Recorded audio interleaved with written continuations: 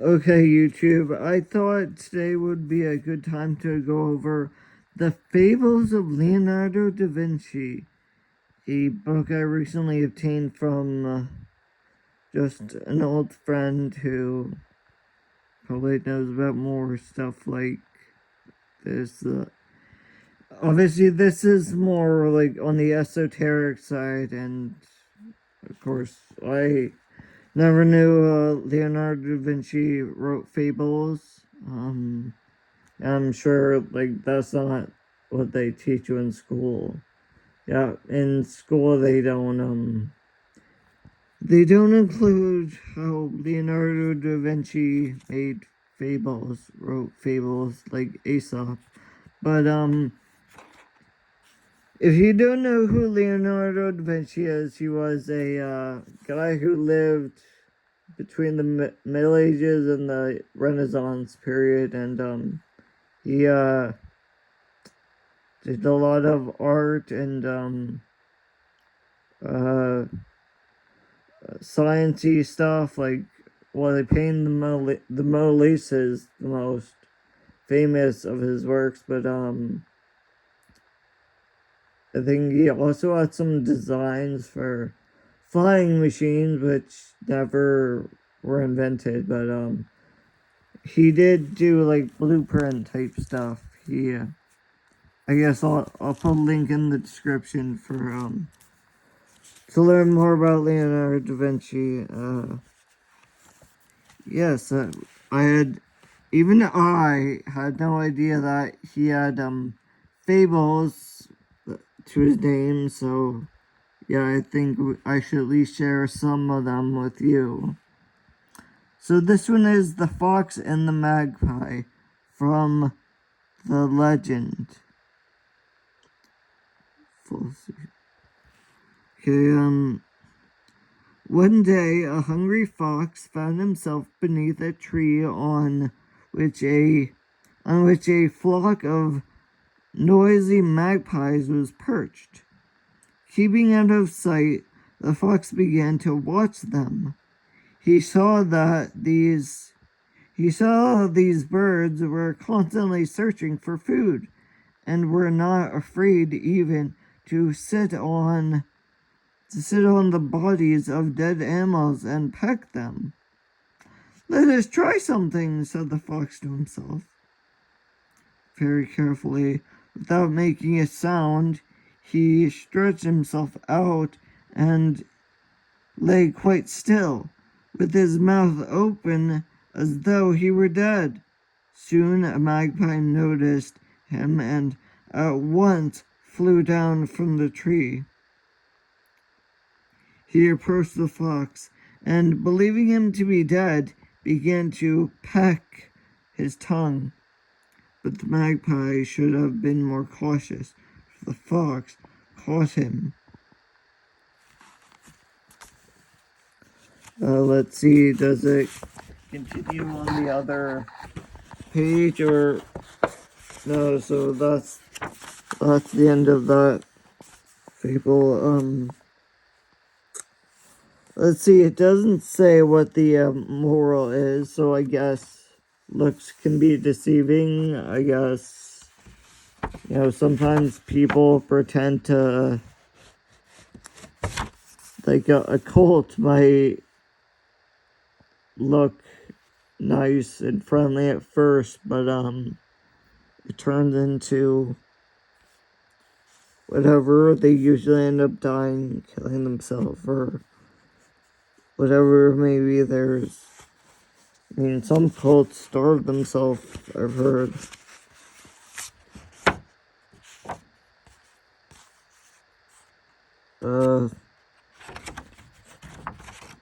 Okay, I'll include the fable The Spider and the Keyhole. Spider and the Keyhole. That's the picture.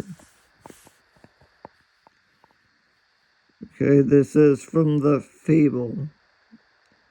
A spider, after exploring the whole house, inside and out, decided to hide in the keyhole. What an ideal refuge, she thought. Who would ever guess he was there? and the spider could peep over the edge of the hole and look all around. "Up there," he said to himself, glancing up at the stone lintel, I shall spread a net for the flies.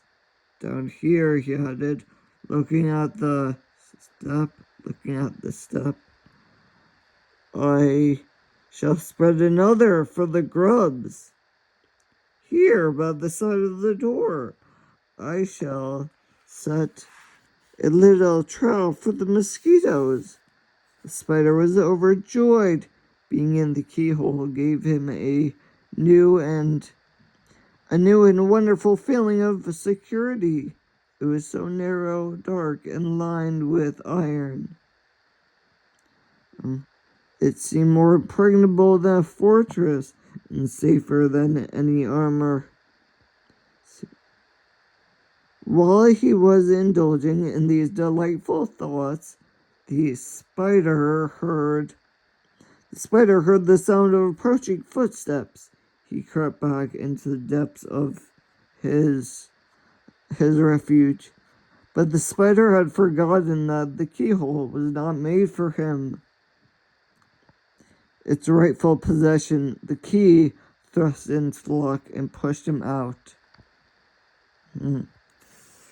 Well, it doesn't say what the moral of that is either, but I guess don't take over places that aren't meant for you, or know your place, because I guess if you were born in as a French, I don't know, baker of bread, then just keep baking bread because that's what you know, and not try to become an aristocrat because you weren't born that way. And well, that's kind of a weird moral, but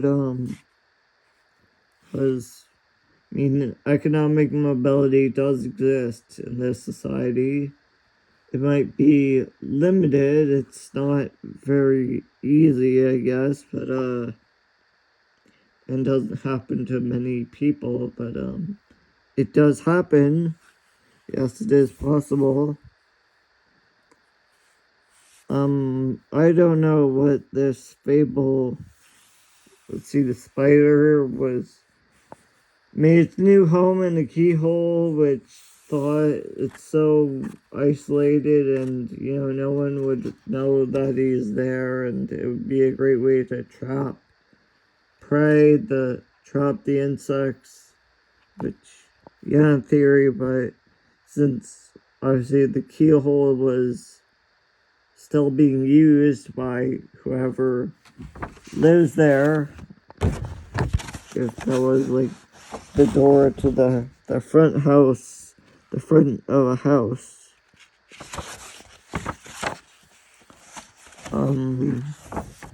Let's see, what's another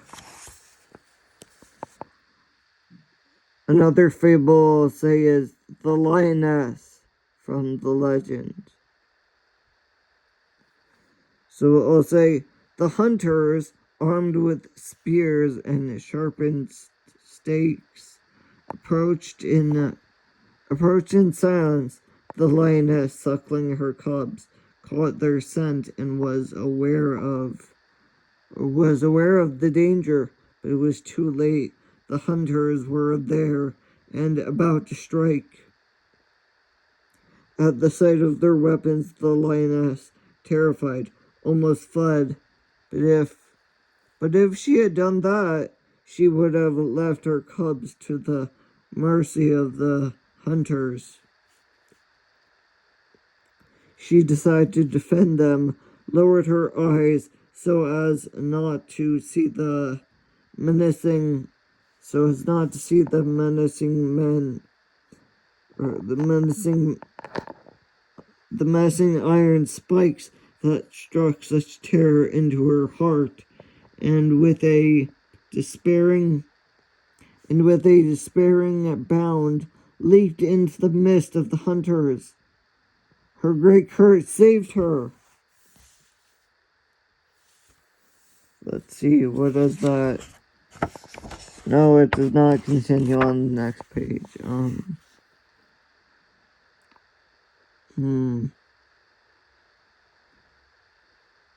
Yeah, I don't know if that really has a moral or not. I guess it will. What does that mean? Oh no, she braved her. She forgot about the danger of being near the hunters, and that scared away so they didn't kill her cubs, or oh no. If you know what the moral is, leave a comment. Okay, the last fable I'll read is the peach tree, because yes, I guess Leonardo da Vinci also believed trees and plants spoke to each other, and I guess now that we know about the fungi network underneath a forest under the ground, they kind of do, but whatever, this is very anthropomorphic. So this is called the peach tree from the fable. A peach tree grew near a walnut tree and looked enviously at its companion's branches, laden with nuts. Why should that tree have so much fruit, it thought, while I have so little? It's not fair. I am going to try to do as well. Do not attempt it, said a young plum tree that had read the peach tree's thoughts. Do you not see what thick branches the walnut tree has? Do you not see that strong trunk? Each of us must give according to his ability. Think about making good peaches. It is quality that matters, not quantity. Yes, quality over quantity is important. But the peach tree, blind with jealousy, would not listen. It asked its roots to suck more nourishment from the earth, its fibers to carry more sap, its boughs to bear more blossom, and its blossom to turn to fruit, until, when harvest time came, it was laden from top to bottom with fruit. But when the peaches ripened, their weight increased, and the branches could not bear them, nor could the trunk hold up all those fruit-laden branches.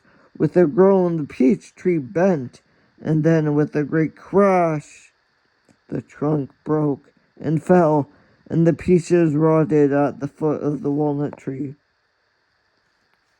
I guess the moral of that one is, don't try to do the fancy looking things like, oh no, you see some like Tai Chi and martial arts stuff in movies and TV, but they always show you the most